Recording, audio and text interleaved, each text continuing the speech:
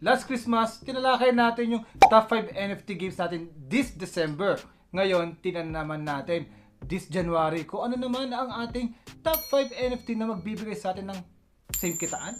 Hi guys, I'm Jan aka Soral. Welcome to your YouTube channel for your NFT Playtoy reviews. Don't forget to like, share, subscribe, and hit that notification bell. Kaya, let's go!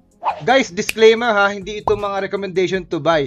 Pino-project lang natin kung ano yung maaari natin kitain this January. Kung di pa napapanood yung aking past video kung magkano ba yung kinita natin this December, panoorin nyo para magkaroon kayo ng idea. And ngayon, projection muna tayo, top 5 pa rin, at umpisahan natin kay King Rooster.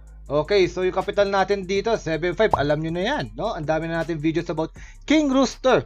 280 pesos per day pa rin. Wala tayong binago dahil nga sa reverse oracle system. Yun ang pinaka gusto ko actually dito sa game na to. Dahil if you want to play it safe, reverse oracle system might be for you. Bakit? Ano ba yon? Kung titingnan natin, no, bagsak yung coin. Gravity, no? Pero tayo, chill lang. Pakailan tayo ng manok. Wala tayo masyadong pakialam on what happens do sa coin na yan dahil dito nga sa reverse oracle system, nagbabago lang yung current rate, yung internal coin nila versus to KRC. Pag umangat ito, kokonti ito. Pag bumagsak, dadami ang makukuha mong KRC. So dun sila nagkakaroon ng adjustment hindi sa rewards ng game. Then on January 8 or 10, lalabas pa yung PVP mode nila na maaari magdagdag ng kita. Hindi ko pa sinama yon kasi hindi ko pa alam kung magkano kikitain ko doon or kung malakas ba ito yung manok natin. Pero I'm hoping na next month, minimum 8,400 ang makukuha natin kay King Rooster.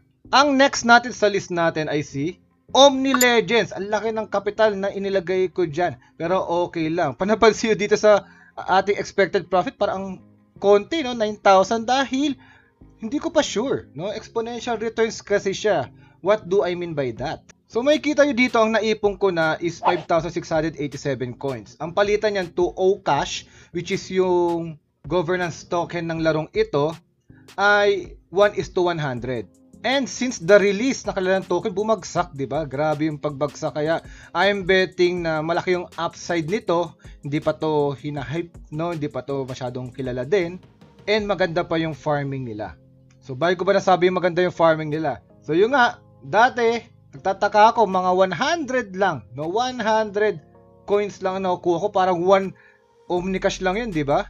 Kumbaga, 15 pesos per day. Ang pangit naman nun, di ba? Pero as I progress my levels, dito sa Trials of Time, lumalaki ng lumalaki. Okay? Pati yung win rate. At yung rewards lumalaki as well. Kaya, napapansin ko, uy, grabe pala. Sobrang dami ko na rin na-farm dito na hindi ko napapansin. At bakit 9,000 per month ang tina-target natin dito? Kasi I'm expecting na on the average, makakuha ko ng mga 20 Okash per day. Seryoso. Kasi ngayon, parang nasa 10 yata ako, 10 Okash.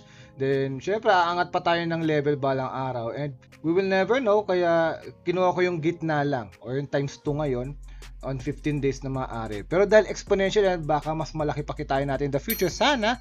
And baka makita nyo to sa ating top 5 next month na highly profitable game sana. And next sa ating list, si LF. Ayan. So, expected profit natin dito is 9,200 due to their limited chest mining. Ang mining power niya ay 4,500 LF or 450,000 LF. Ito na sa white paper naman nila yung mining power. So, ginawa ko lang around 9,000 pesos per day. Kinuha ko lang yung contract range nito. Or, correct me pala, 9,200 per month. Kasi dito, yung contract range niya, depende yan. Pwede kang kumita ng 450,000 LF in 3 days or 15 days. We will never know kung ano yung contract na makukuha natin dito. Kaya kinuha ko yung average na around 7 days na maaari pa tayong kumita ng dalawang mining power ng makukuha natin limited chest. Kasi mas mura na siya kaya tayo makakuha din nito. Then, on January 16 ang release nito. So, we can expect na yun nga ang makikita natin ditong kitaan sa LF. Then next in our list, Rice City. Ayan, so very controversial to dahil sa nangyari sa Koi to Fish, maaari daw na maapektuhan siya. Pero ako, I'm just being a realist. No, dapat 33,000 ito dahil 1,166 per day ang nakukuha natin, di ba? Sa ating 3 villagers and 1 R3 building. But dahil nga napansin din natin na bumabagsak siya right now and the market cap is mabigat pa rin. So ako, to be honest, no, on that kind of game, baka masyadong malaki na yung market cap. So, I'm expecting baka bumagsak pa siya. But still, kahit babagsak siya ay, yan, yung computation natin dito, divided by 2 na maaari natin kitain. So, malaki pa rin, di ba? 16,000. Tapos, nadagdag pa yung bago nilang update na dapat ka magpulot ng basura para added income. Or hindi, minus 6%. Kaya nakalagay dito 0.94. So, konti lang naman yon. Ako, pabayaan mo na kumalat dyan sa city ko maliban kung may bago silang update na magsasabi na kailangan mo talagang pulutin yung mga basura para kumita ka. So, hanggat wala pa yung ganon, ito yung expected natin na kikitain this January. And last but not the least, syempre si Sojak. Kahit may bago silang update na magkailangan mo na 1,700 CDC to maintain your car, sabi nila, per month. So yung iba, ang dami na nagpapanik ba yan? Gastos naman, pero para sa akin, that is a good move for the game.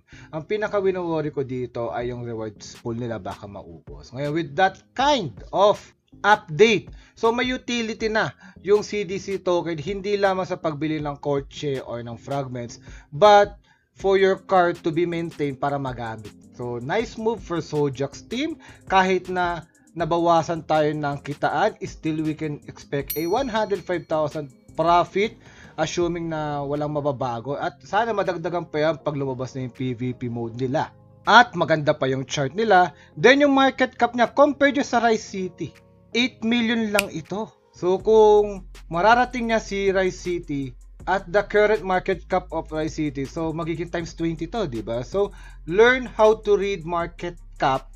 Advantage din yan para sa atin. Para malaman nyo kung, uy, tama ba yung presyo nito? Absurd na ba? Or very cheap pa? So, yun din yung tinitingnan ko. Kaya, medyo malaki ang expectation ko dito kay Sojak. Sana hindi lang maubos yung rewards pool. At sa mga nagtatanong kung papasok pa dito, pwede naman basta just risk ka naman that you can afford to lose lang. And same sa mga pinakita ko dito. Halos yung iba is nagpo-pullback or natutulog pa. So, uulitin natin yung paalala to risk an amount that you can afford to lose lang palagi. And syempre, pag pumasok kayo dito, make sure na na-enjoy nyo yung mga laro katulad natin. We are playing for fun, even iba click to earn lang, but still, we're earning as well. So, yan yung aking possible na maaari kitain this January. So, parehas ba tayo ng watchlist? Comment down below, but don't forget to like, share, subscribe. Hanggang sa muli guys! Babu!